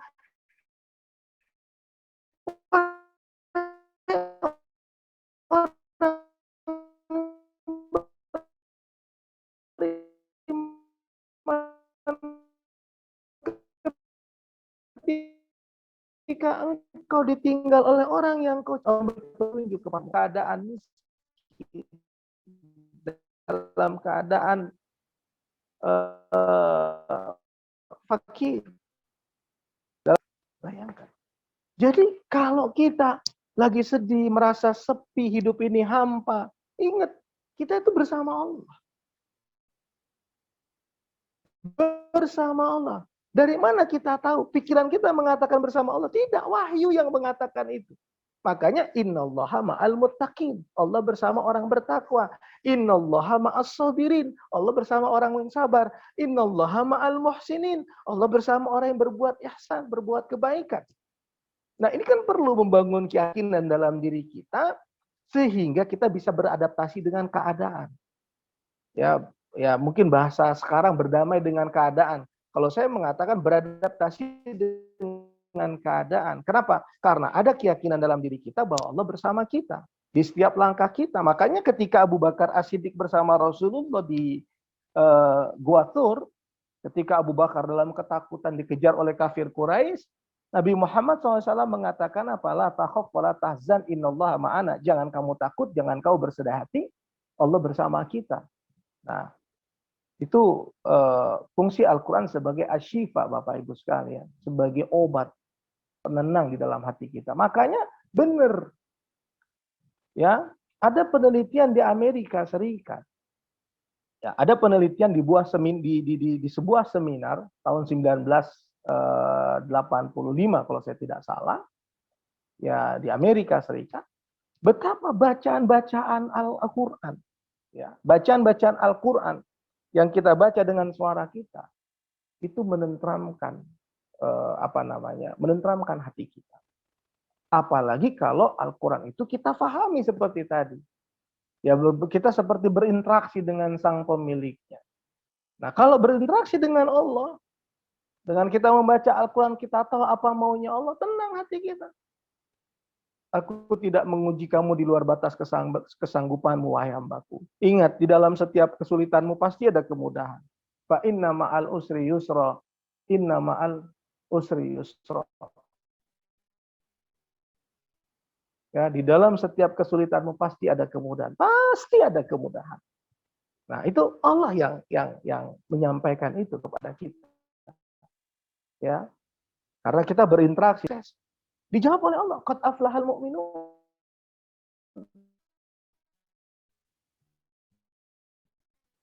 Berbahagialah orang beriman, hayya 'alal falah. Mari mencapai kemenangan. Siapa yang muflihun itu? Pertama, khusyuk salatnya. Yang kedua, memelihara diri dari perkataan dan perbuatan yang sia-sia. Yang ketiga, menunaikan zakat. Berarti kebebasan finansial. Yang keempat, memelihara kemaluannya, kecuali terhadap pasangan hidupnya. Yang kelima, memiliki integritas. Bagaimana berbisnis, bekerja, tapi nggak memiliki integritas? Coba pemecatan di kantor-kantor, di perusahaan-perusahaan. Kenapa orang yang dipecat karena nggak memiliki integritas? Nah, siapa orang yang memiliki integritas? Yang amanah, menepati janji. Ya, amanah, menepati janji. Tidak memiliki integritas, nggak bisa dijanji. Itu orang memiliki integritas, Bapak Ibu sekalian.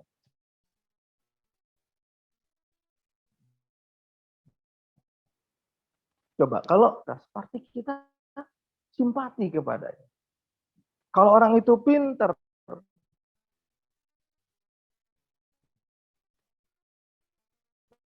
ya orang itu pintar, punya integritas.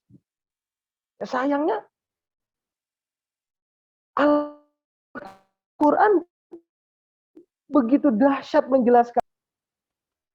Makanya pantas Rashid Ridho tadi bilang kita itu identik dengan kemiskinan, keterbelakangan, kemunduran. Kenapa? Karena kita tidak menjalankan Al-Quran. Berarti tidak memiliki integritas. Yang memiliki integritas itu siapa? Jepang, Jerman, Korea.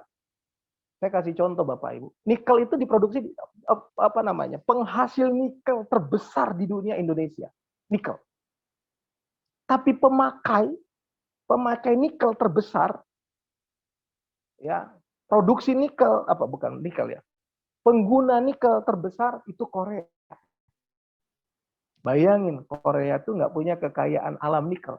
Kekayaan alamnya ada di Indonesia. Tapi yang dijadiin baterai handphone kita itu nikel. Dari bahan baku nikel. Itu Korea. Ya kan? Nah, dahsyat nggak sebetulnya? Ya, kalau kita punya integritas, maka kita bukan nggak mungkin bisa menciptakan produksi-produksi yang luar biasa, yang bahan bakunya di negara kita sendiri. Ya, KPK sebetulnya bingung saya. Dulu kan nggak pernah ada KPK. Kemudian KPK dihadirkan untuk mengontrol pergerakan aparat eksekutif, yudikatif, legislatif ini dikontrol. Ya, pejabat-pejabat berwenang dikontrol. Ya, melakukan kolusi, nepotisme dan lain-lain itu dikontrol. Nah, anehnya di era sekarang itu angka korupsi meningkat. Angka korupsi meningkat. Dan menjamur. Berarti apa Bapak Ibu? Nah, berarti kita tidak memiliki integritas. Nggak ada cerita slogan cinta tanah air, cinta negara, cinta bangsa. Kalau korupsi bagaimana mau cinta negara, cinta bangsa? Ya, nah itu kita berarti tidak memiliki integritas. Nah, padahal kunci sukses di dalam Al-Quran kalau kita memiliki integritas. Walladzina hum li amanatihim wa ahdihim ra'un. Nah, kalau mau lebih sukses lagi, Allah kunci lagi. Walladzina hum ala sholawatihim yuhafizun. Orang yang memelihara sholatnya. Sholat wajib, sholat sunnah, nilai-nilai sholat. Ya, yang terkait dengan sholat, ya, nilai-nilai sholat. Nah, baru bukan hanya sukses, kata Allah. Bukan hanya sukses. Ulaika humul warithun alladzina yarithunal firdausa hum fiha khalidun. Mereka akan mewarisi surga dan mereka kekal di dalamnya. Nah, fungsi Al-Quran juga adalah al-bayan sebagai penjelas terhadap al-huda. Ya, perintah sholat ada di dalam Al-Quran. Tapi manfaat sholat dirinci juga oleh Al-Quran. Nah, jadi misalnya tadi orang sukses itu adalah mendirikan sholat. Padahal di ayat yang lain ada perintah sholat. Mau bahagia di ayat yang lain, sholat itu dihubungkan Allah dengan kebahagiaan, dengan rezeki dan lain-lain. Nah, itu adalah al-bayan atas perintah as-sholat. Nah, Al-Quran juga adalah az-zikr, peringatan. Inna nahnu nazzalna dzikra wa inna lahu lahafizun. Surat Al-Hijr ayat 9.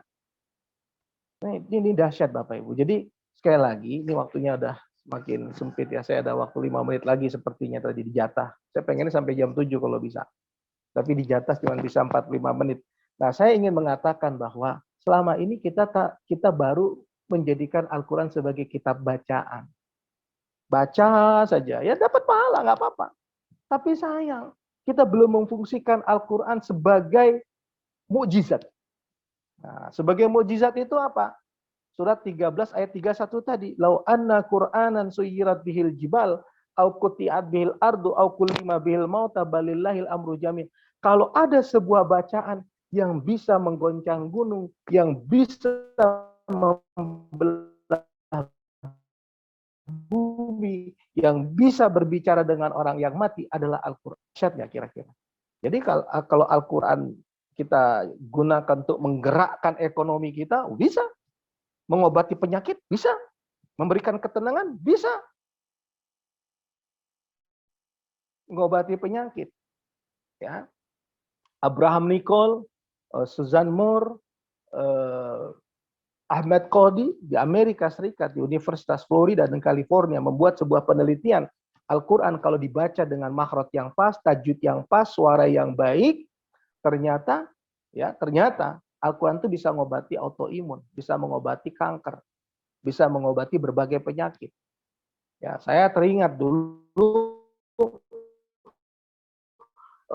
di zaman 60 tahun itu masih dakwah, usia meninggalnya usia 91, 92, 93, dia sudah berhenti berdakwah, dianya sudah nggak terjun, tapi dia masih ngatur strategi dakwah di Tanah Karo. Mungkin dari tahun 1950-an sekian dia sudah mengislamkan. Nggak pernah ada media massa atau sosial media yang meliput nenek saya. Membangun sudah puluhan masjid. Ya, puluhan masjid. Nah, nenek dulu, kalau kita kumpul di Tanah Karo, di mana, ngaji, di rumah apalagi, dia baca ayat-ayat Al-Quran, para jemaah dibagi ke gelas-gelasnya minum air. Energi Al-Quran bertemu dengan energi air. Nah, dahsyat. Energi Al-Quran bertemu dengan energi air. Menurut Ahmed Qadi, menurut Suzanne Moore, Abraham Nicole, dibaca saja, Al-Quran itu bisa mengobati berbagai penyakit. Autoimun, kanker, merefresh sel-sel mati di tubuh kita. Itu data. Tahun yang lalu, ya nenek saya menyatukan energi Al-Quran dengan energi. Baru menulis air baik, air tidak baik. Dua gelas yang berbeda, airnya sama. Air baik membentuk kristal, lagi air Al-Quran. Hasil penelitian itu membuat Mas Sahrul menjadi seorang Muslim. Menjadi seorang Muslim. Dan wafat sebagai seorang Muslim. Apalagi air Al-Quran. Energi Al-Quran bertemu dengan energi air. Ya, energi air bertemu dengan energi niat saja dahsyat. Apalagi energi Al-Quran. Mana energi air bertemu dengan energi niat? Waktu Bapak Ibu wudhu. Wudhu itu, kalau wudhu, kita niat wudhu. Sengaja aku ngambil air wudhu. Menghilangkan hadas kecil. Ya, karena Allah Ta'ala. Ya, karena Allah Ta'ala. Maka mengalirlah bersama air dosa-dosa kita, kata Rasulullah. Nah, itu pertemuan apa? Energi air dengan energi niat. Ya, pertemuan energi air dengan energi niat. Masaru Emoto, pertemuan energi air dengan energi sifat. Air ini dikasih sifat baik, air ini dikasih sifat tidak baik. Membentuk kristal, tidak membentuk kristal. Nah, apalagi energi air bertemu dengan energi Al-Quran. Jadi, anak saya mengalami skoliosis yang tulang belakang itu sedikit bengkok dan itu nyeri ke dada, nyeri kemana begitu Bapak Ibu. Sering jam 1 gedor kamar saya, ayah nggak enak, ayah nggak enak. Nah saya baca Al-Quran Bapak Ibu. Saya beli air di botol-botol aqua itu saya baca. Ya sekarang saya pengen pengen jadi rutinitas. Saya baca aja Yasin. Saya baca Al-Waqi'ah, saya baca Al-Muluk, saya baca Ar-Rahman, saya baca Al-Fat. Ya, Yasin itu kekuasaan Allah, ya tentang kun fayakun itu ya. Al-Muluk tentang kerajaan, Al-Waqi'ah tentang kejadian, Ar-Rahman tentang kasih sayang, Al-Fat tentang kemenangan. Saya baca. Anak saya alhamdulillah mudah-mudahan sampai hari ini udah 3 bulan terakhir ini nggak pernah pergi jam 1 gedor kamar saya. Biasanya jam 1, jam 2, jam 11. Ayah nggak enak, ayah nggak enak, ayah. Nah, skoliosis itu. Saya yakin energi Al-Quran bertemu dengan energi air. Nah, itu kalau dibaca dengan suara. Nah, kalau ditadaburkan, kalau difahami ayat-ayatnya, difungsikan sebagai az-zikr, difungsikan sebagai ar-rahmah, difungsikan sebagai al-mau'izah, difungsikan sebagai al-bayan, difungsikan sebagai al-huda, difungsikan sebagai asy-syifa. Subhanallah. Tentram hati kita. Nah, kenapa bisa tentram? Logikanya tadi apa? Ketika kita berinteraksi dengan Sang Pencipta kita yang memiliki Al-Quran, tubuh kita memproduksi hormon-hormon kebahagiaan. Makanya kesimpulannya di dalam Al-Quran itu ketika kita jadikan Al-Huda dalam semua aspek hidup kita, jangan lupa ada 2 hubungan penting, hablum minallah dan hablum minan nas. Makanya orang yang pegang Al-Quran itu sangat cinta kepada Allah, juga cinta kepada manusia. Gak akan ada buser-buser yang memprovokasi orang lain, membenci orang lain, menebar kebencian. Campaign dia menebar kebencian, permusuhan. Gak masuk di logika saya. Muslim seperti itu gak masuk di logika saya. Mengadu domba, memprovokasi. Mana di ayatnya? Surat 49 ayat 11 ayat 12. Dan kalau ada orang-orang yang seperti itu, berarti hidup tidak sesuai dengan Al-Quran. Bagaimana membaca Al-Quran tapi menuduh orang lain? Bagaimana membaca Al-Quran tapi menghina orang lain? Bagaimana membaca Al-Quran tapi membuli orang lain? Bagaimana mengaku Islam? Islam apa dia itu? Berarti dia tidak hidup dengan Al-Quran. Berarti Al-Quran itu tidak dia pahami. Saya, nanti kalau kita ada offline ya Bapak Ibu, saya pengen waktu offline, saya pengen banget menyampaikan ini. Dahsyat Al-Quran itu Bapak Ibu. Dahsyat Al-Quran itu. Kenapa? Allah sudah kunci tadi. Kalau ada sebuah bacaan yang bisa menggoncang gunung, membelah bumi, bicara dengan orang yang mati, adalah Al-Quran. Nah, kalau ada, itulah Al-Quran. Nah, jadi berarti dari Al-Quran itu, kita bisa sehat lahir batin. Punya imunitas fisik dan imunitas mental. Dari Al-Quran itu kita bisa sukses. Ajaran infak, zakat, sedekah. Kenapa? Selalu ada ayat sholat, ada infak sedekah. Karena berarti nyuruh kita memiliki mental orang kaya dulu. Mentalnya dulu yang harus kita miliki. Kalau mentalnya saja nggak punya, gimana mau jadi orang kaya? Sedekahlah. Bahkan di saat sempit, kata Allah dalam Al-Quran. Alladzina yunfikuna fis sarra'i wad dharra. Di kala sempit. Berarti itu mental pemenang. Mental orang kaya. Nah yang ngeri, senyum aja nggak mau. Nah, gimana mau jadi orang kaya? Bukan uang, senyum nggak bayar, nggak mau. Nah ini, subhanallah Bapak Ibu. Ya kalau kita memahami ini semua, kita akan merasakan energi Al-Quran. Dan kalau sudah energi Al-Quran ada pada diri kita, ya apa kata Allah di dalam Al-Quran, innamal mu'minuna alladzina idza dzukira wajilat qulubuhum idza tuliyat alaihim ayatu zadatum iman. Ayat Allah bertambah iman. Ya, Bapak Ibu sekalian, itu yang bisa saya sampaikan. Mohon maaf lebih 7 menit dari waktu yang ditetapkan buat saya. Ya, semoga bermanfaat. Semoga dengan kajian pagi hari ini semakin cinta kita kepada Al-Qur'an, bukan hanya dibaca. Sekali lagi, pahalanya ada. Tolong, mohon maaf, pahala itu nggak bisa kita ukur timbangannya pakai apa. Ya, itu rahasia Allah. Tapi setiap kita merasakan bahwa ada pahala di situ, berarti ada kebahagiaan di situ. Makanya setiap kita melakukan kebaikan, kita mendapatkan kebahagiaan. Itu saja indikasi bahwa kita mendapatkan pahala sebetulnya. Begitu juga dosa. Ada kesengsaraan di situ. Kalau kita mau tahu bahwa dosa itu seperti apa, ketika kita melakukan sesuatu, ada kesengsaraan di hati kita, di batin kita, itu dosa namanya. Ya, terus bisa ditimbang. Kiloannya seperti apa? Nggak bisa. Itu rahasia Allah. Saya kira itu. Mas Didik, silakan. Baik, jazakallah Ustaz. Buat saya menarik sekali nih Ustaz.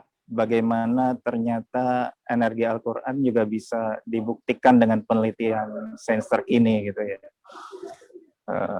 Maka jadinya wajar sekali bahwa Al-Quran disebut sebagai mukjizat terbesar dari Nabi Muhammad SAW. Baik, selanjutnya kita akan lanjut ke sesi diskusi dan tanya jawab, Ustadz. Tapi izinkan sebelumnya saya akan menyampaikan pesan-pesan dari pendukung acara kita, juga menyampaikan beberapa pengumuman terkait agenda kegiatan Pejuang Subuh Pondok Indah. Selanjutnya saya akan infokan kegiatan-kegiatan dari Pejuang Subuh Pondok Indah. Esok hari Ahad 9 Mei 2021 bertepatan dengan 27 Ramadan. Lanjut kajian kita mulai pukul 5.30 sampai dengan pukul 7. Kita akan melanjutkan tadabbur Quran. Kali ini surat Ali Imran ayat 81 sampai dengan 84. Kita akan dibimbing oleh Ustadz kita Profesor Dr. Hamdani Anwar. Selanjutnya setelah acara tersebut kita akan nonstop lanjut silaturahmi online ke Bangladesh. Kita akan jalan-jalan online dipandu oleh Ibu Rina P. Sumarno. Beliau adalah Dubes RI untuk Bangladesh. Baik, selanjutnya. Selama bulan Ramadan ini, tausiah ba'da subuh insya Allah akan dilaksanakan selama 1 bulan penuh, Bapak Ibu. Setiap harinya pukul 5.30 sampai dengan pukul 7 waktu Indonesia Barat. Untuk kajian tadabbur Al-Quran akan ditambah porsinya menjadi 2 kali dalam seminggu, yaitu hari Kamis dan hari Ahad, sama pukul 5.30 sampai dengan pukul 7. Kemudian untuk gerakan membaca Quran tartil akan dilaksanakan setiap hari Jumat pukul 7 sampai dengan pukul 30. Untuk gerakan membaca Quran tartil akan dipandu oleh Ustadz kita Dr. Andes Uci Armisi. Kemudian selanjutnya kajian keluarga Sakinah akan dilaksanakan setiap hari Jumat setiap pukul 16 sampai dengan 17.30 dibimbing oleh Ustazah Ulfatmi Amirsyah. Selanjutnya bagi Bapak Ibu yang ingin memperlancar bacaan Al-Quran, Pejuang Subuh Pondok Indah melaksanakan classical training online, kajian bedah Iqra. Kali ini sudah mencapai batch 5, dilaksanakan setiap hari Ahad. Juga dipandu oleh Ustadz kita Dr. Andes Uci Armisi. Bagi Bapak yang ingin tertarik ikut, dapat mengetikkan Iqra dan mengirimkan ke nomor admin kita. Selanjutnya Bapak Ibu yang ingin berpartisipasi, ingin berdonasi sembako maupun donasi dakwah dan sosial, bisa menghubungi bendahara kita Bapak Irwan Prima Aditya di 0811 828 246, atau Bapak Ibu juga dapat mentransfer langsung ke rekening Pejuang Subuh Pondok Indah di Bank Syariah Indonesia, kode banknya 451, nomor rekeningnya 7220201001 atas nama Yayasan Pejuang Subuh Pondok Indah. Baik, kita lanjut ke sesi pertanyaan, Ustadz. Sebagian pertanyaan sepertinya sudah terjawab oleh Ustadz tadi, jadi saya coba cari pertanyaan mungkin yang belum terjawab ya Ustadz ya. Iya. Baik, ini ada pertanyaan dari Ibu Fransina Murni. Assalamualaikum warahmatullahi wabarakatuh, Pak Ustadz. Apabila kebaikan yang dilakukan dalam malam Lailatul Qadar tersebut setara dengan 1000 kebaikan,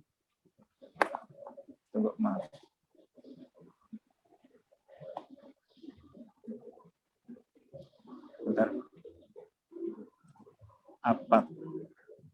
Apakah hal tersebut sama juga berlaku untuk keburukan? Silakan Ustaz. Gimana? Baik, saya apabila kebaikan yang dilakukan dalam malam Lailatul Qadar tersebut setara dengan kebaikan 1000 bulan, apakah hal yang sama juga berlaku apabila kita melakukan keburukan? Saya belum menemukan penjelasannya ya itu ya, atau ada hadis yang menjelaskan itu ya. Saya belum temukan itu. Apakah kalau kita melakukan keburukan di malam Lailatul Qadar nilainya sama dengan perbuatan dosa kita juga dibalas dengan seperti berbuat dosa 83 tahun ya. Saya tidak temukan referensi itu. Jadi sepertinya karena saya belum menemukan, menurut saya tidak. Ya, menurut saya tidak. Ya. Hanya saja begini, kalau ada orang yang melakukan perbuatan dosa, ya perbuatan zina, misalnya di bulan suci, ya menurut saya perbuatan zina itu kan di bulan biasa saja berdosa, apalagi di bulan suci, berarti ada satu poin yang lebih di situ, poin negatif maksud saya, berarti dia tidak menghargai bulan suci Ramadan, keberadaan bulan suci Ramadan, kan gitu kan? Nah, karena dia tidak menghargai keberadaan bulan suci Ramadan, maka bayangkan seorang mukmin tidak menghargai Ramadan, tidak puasa, tidak sholat, berzina, betapa mukmin ini sebetulnya sudah tergolong kepada orang yang kafir. Kenapa kafir? Karena syarat dari muslim itu adalah menjalankan rukun Islam. Nah, kalau dia total menjalankan rukun Islam, dia akan menghargai semua yang terkait dengan kewajiban-kewajiban itu. Tapi coba nanti saya akan pelajari apakah melakukan perbuatan dosa di malam-malam Lailatul Qadar itu nilainya sama dengan berbuat dosa 83 tahun. Ini menarik juga pertanyaan ini, Pak Sidik. Ya, itu jadi catatan. Baik Ustaz. Kita lanjut ke pertanyaan selanjutnya, Ustaz. Baik. Ada satu pertanyaan ini mengenai energi matahari ya. Saya baca energi matahari. Nah, banyak sekali ayat-ayat yang menjelaskan tentang energi matahari itu. Wasyamsi waduhaha wal qamari idza talaha wan nahari idza jallaha wal laili idza yaghshaha was samai wa ma banaha wal ardi wa ma tahaha wa nafsi wa ma sawaha. Nah, itu juga inna fi khalqis samawati wal ardi waqtilafil laili wan nahari la ayatil liulil albab, ya, tentang perubahan malam dan siang, ya, siang identik dengan matahari, malam identik dengan bulan. Ya, misalnya juga di surat Yunus ayat 5, yaitu semua tentang banyak sekali ayat-ayat yang menjelaskan tentang energi matahari itu. Ya, nah cuman mungkin ilmu pengetahuan yang menemukan bagaimana manfaat dari energi matahari itu terhadap kehidupan kita. Ya, ada negara-negara yang misalnya siangnya panjang, malamnya sedikit, ya, kualitas malamnya sedikit sekali. Nah, itu bagaimana terhadap iklim itu, terhadap perubahan karakter masyarakat di situ misalnya, ya. Nah, itu ilmu pengetahuan yang mengkaji itu. Nah, sehingga nanti ada benang merahnya antara ilmu pengetahuan dengan Al-Qur'an.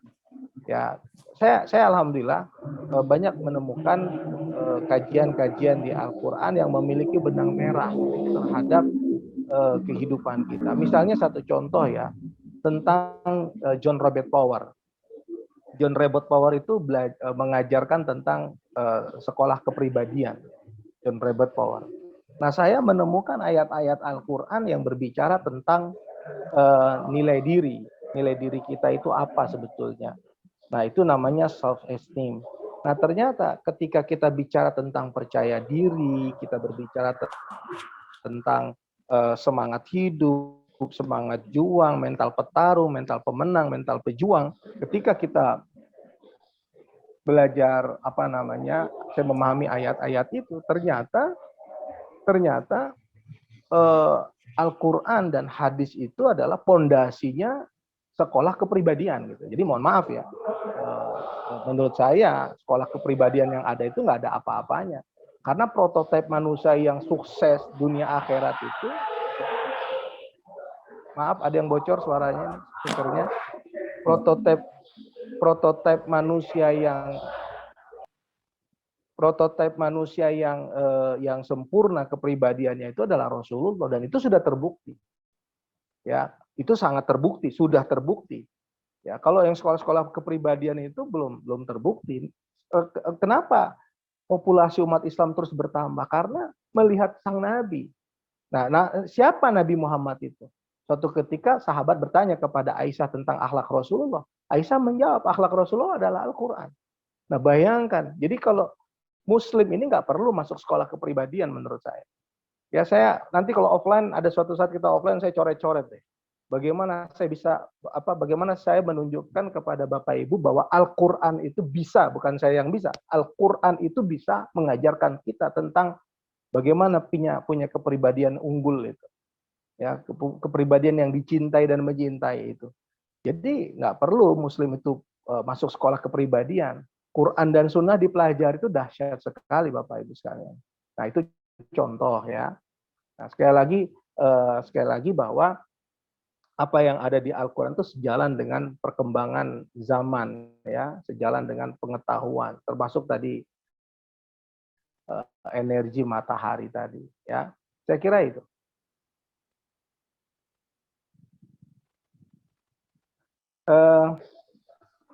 Baik, masih ada sedikit pertanyaan lagi, boleh Ustaz ya? Baca deh yang boleh. Ada pertanyaan dari Kang Wanci. Assalamualaikum warahmatullahi wabarakatuh. Izin bertanya Ustaz.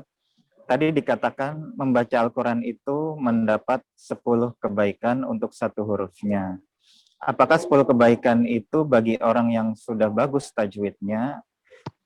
Bagaimana dengan yang membacanya bahkan makhrajul hurufnya saja masih belum baik? Silakan Ustaz.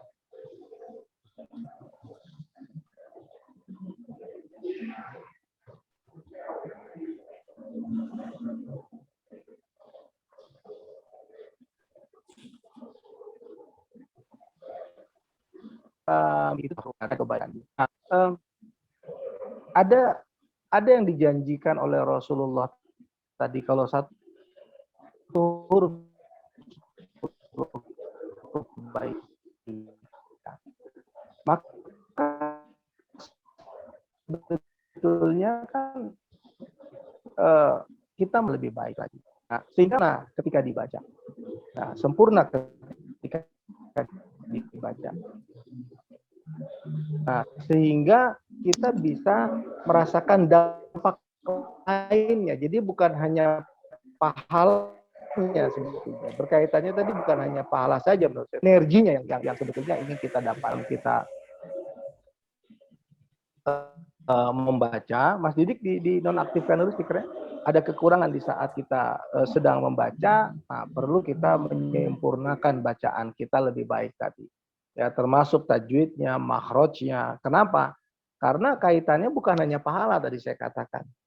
Penelitian yang dilakukan oleh Abraham Nichol, oleh Ahmed Qodi, oleh Suzanne Moore di Amerika Serikat, itu berkaitan dengan Al-Quran ketika dibaca, makhrajnya baik, tajwidnya baik, suaranya ini dikerasin, dan baik menurut ukuran kita. Ya, baik menurut kita, suara kita nggak harus enak nggak suara saya buat orang lain, nggak harus buat diri kita. Jadi suara yang keluar dari mulut kita dengar dengan telinga kita, dengan makhraj yang baik, tajwid yang baik, itu manfaatnya adalah untuk kesehatan fisik kita tadi, untuk merefresh sel-sel yang ada di otak kita, untuk merefresh sel-sel yang ada di tubuh kita, untuk mematikan sel kanker dan mengaktifkan sel-sel yang sehat tadi, kemudian untuk juga pengobatan autoimun. Nah, itu dia. Nah, kalau kemudian kita merasa ada kekurangan dari bacaan kita, saya yakin sebaiknya dijadikan motivasi untuk memperbaiki bacaan kita, sehingga sempurnalah bacaan kita itu. Ya, maksud saya sempurna bukan sempurna sesempurnanya, karena kita bukan qori internasional, tapi setidaknya tajwid makhrajnya pas untuk bisa mendapatkan energi Al-Quran. Nah, kalau pahala yakinlah dengan etikat baik, insya Allah kekurangan kita tetap diberikan ganjaran oleh Allah.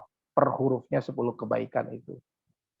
Ya, tapi tolong tetap tingkatkan perbaikan-perbaikan kita dalam membaca Al-Quran. Ya, saya ingin setelah kajian ini, harapan saya semangat untuk belajar Al-Quran lebih baik. Itu saja sebetulnya, baik semangat belajar membacanya sesuai dengan tajwid dan makhrajnya, atau semangat untuk mentadaburkan, karena ini dahsyat banget ya Bapak Ibu sekalian. Saya kira itu Mas Didik. Baik Ustadz, ini ada pesan juga dari Ibu Nana Gandhi.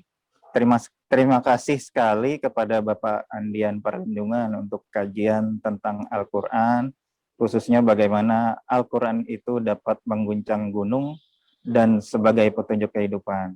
Alangkah bermanfaatnya kalau Ustadz dapat berkesempatan kembali untuk menyampaikan petunjuk bagaimana agar isi Al-Quran dapat menjadi petunjuk menjalani kehidupan. Terima kasih. Kemudian barangkali terima kasih. pertanyaan. Saya boleh respon Boleh sebentar? tanggapi Ustadz ya. Baik. Mas Didik, saya respon dulu. Ya. Tanggapin. Baik.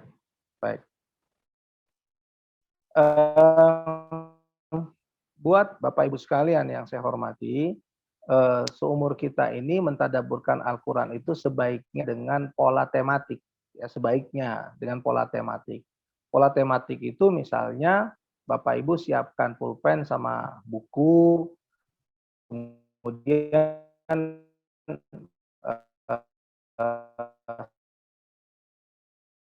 kan tinggal di googling dulu nih, apa ayat apa misalnya. Misalnya setelah seminggu atau 2 minggu belajar tentang ayat-ayat sabar, 2 minggu kemudian ayat-ayat ikhlas ada di mana saja, di surat berapa, ayat apa. Atau misalnya setelah belajar selesai ayat-ayat ikhlas, kita butuh belajar tentang ayat-ayat tentang ayat berapa. Nah, sebulan misalnya belajar ayat-ayat kesuksesan dan kemenangan sebulan. Direnungkan tuh, sukses itu apa, atau kemenangan itu seperti apa menurut Al-Quran. Langkah-langkah untuk mencapai kesuksesan dan kemenangan itu seperti apa. Nah, itu sebulan misalnya. Jadi sistematis di otak kita itu. Kenapa? Karena kita seumur-umur kita ya 50 tahun ke atas ini atau 40 sekian tahun ke atas. Nah, kalau kita dari Al-Baqarah sampai An-Nas mentadaburkan Quran, biasanya lembaran ketiga dapat, lembaran pertama kedua hilang. Lembaran ke-10 dapat, 1 2 3 4 5 6 7 8 9 hilang gitu ya. Karena ayat-ayatnya banyak yang mirip juga di Al-Qur'an. Jadi saran saya biar mempermudah kita, maka belajarnya sistem tematik. Saya sebulan ini mau belajar ayat-ayat ikhlas, saya bulan depan mau belajar ayat-ayat sabar, saya bulan berikutnya mau belajar ayat-ayat syukur, bulan berikutnya mau belajar ayat-ayat tawakal. Lumayan. Dalam 12 bulan bisa dapat 2 tema, dapat 12 tema kita. Ya. Nah, itu luar biasa dahsyat sebetulnya. Jadi ada sistematis di sini di otak kita. Ya, belajarnya sistematis. Jadi ketika kita ditanya apa itu sabar, kita bisa jawab. Kenapa harus sabar? Bagaimana ciri khas orang yang sabar? Apa hadiah Allah buat orang yang sabar? Itu kita bisa jawab karena sudah sistematis. Gitu saya kira ya. Baik, Ustadz, terima kasih. Sepertinya bagus untuk masukan untuk tim kajian kami, Ustadz ya. Baik, ada satu pertanyaan lagi, Ustadz, dari Bapak Hendar Asmars. Ya, Pak Hendar. Pertanyaannya gini, khutbah yang saya. dikirim orang Quraisy untuk mempengaruhi Nabi, tapi gagal setelah Nabi membacakan surat apa? Saya Hamim saja. Saya agak kurang mengerti konteksnya nih, Ustadz. Mungkin Ustadz bisa bantu saya juga. Ya, maksudnya itu surat apa yang dibaca itu? Sehingga Utbah itu kembali lagi ke kafir Quraisy itu tentang surat As-Sajdah. Ya, jadi Rasulullah membacakan Hamim ya tentang surat As-Sajdah, tentang Hamim itu dan seterusnya. Nah, itu dibacakan dan membuat Utbah bin Rabi'ah ya, Utbah bin Rabi'ah kemudian berseri dan dia kembali kepada kaumnya dengan wajah yang berbeda dengan ketika dia pergi. Ya, nanti akan saya jabarkan lebih lanjut ya, karena ini Pak Endar sering komunikasi ya, beberapa kali komunikasi dengan saya. Ya. Saya kira itu ya, kebetulan baik, Ustadz, sepertinya ada kajian berikutnya. Waktu kita sampai di penghujung acara, Ustadz. Selanjutnya mohon perkenan Ustadz untuk mengakhiri kajian kita hari ini dengan doa. Silakan Ustadz. Ya, kita baca Al-Fatihah Bapak Ibu sekalian. Semoga kita semua sehat walafiat. Semoga kita bahagia, anak cucu kita semuanya sukses, lahir batin, bahagia dunia akhirat, bahagia lahir batin juga. Mudah-mudahan pandemi ini cepat berakhir dari kita, dan mudah-mudahan semuanya dimudahkan oleh Allah, dilapangkan rezeki oleh Allah. Ya, luar biasa dampak dari pandemi ini. Mudah-mudahan ya semua dimudahkan oleh Allah ya. Dikuatkan oleh Allah kita semua ya, sehat selalu. Salam kangen juga Pak Hendar ya, alhamdulillah, mudah-mudahan kita bisa silaturahim lagi Bapak Ibu semua juga di kajian offline kita ke depan, insya Allah di 2022 mudah-mudahan kita udah bisa offline lagi ya, dan mudah-mudahan semuanya ibadahnya diterima oleh Allah di bulan suci Ramadan ini, mudah-mudahan insya Allah ya. Untuk yang sudah wafat di antara keluarga kita, mudah-mudahan diampuni oleh Allah dosa-dosa mereka, dilapangkan kubur mereka, diterima amal ibadah mereka. Insya Allah kita disatukan kembali dengan mereka di dalam surga Allah. Untuk itu semua, Al-Fatihah.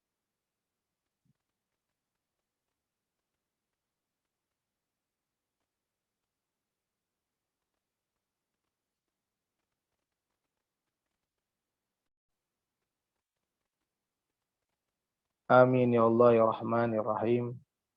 Amin ya mujibas sa'ilin, askina wa ahlana fi jannatika jannatan naim. Allahumma ja'alna jam'ana hadza jam'an marhuma wa tafarraqna min ba'di tafarruqan ma'suma. Da'wahum fiha subhanakallahumma tahiyyatuhum fiha salam wa akhiru da'wahum alhamdulillahi rabbil alamin. Sekian, subhanakallahumma bihamdika asyhadu an la ilaha illa anta astaghfiruka wa atubu ilaik. Assalamualaikum warahmatullahi wabarakatuh.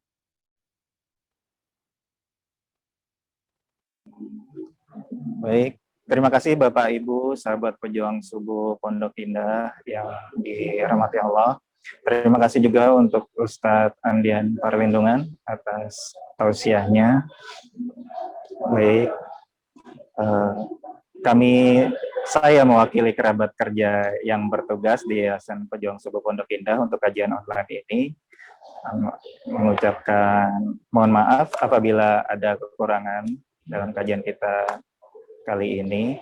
Kita akhiri. Subhanaka Allahumma wa bihamdika asyhadu alla ilaha illa anta astaghfiruka wa atubu ilaik. Lebih kurangnya mohon maaf lagi. Assalamualaikum warahmatullahi wabarakatuh. Waalaikumsalam warahmatullahi wabarakatuh.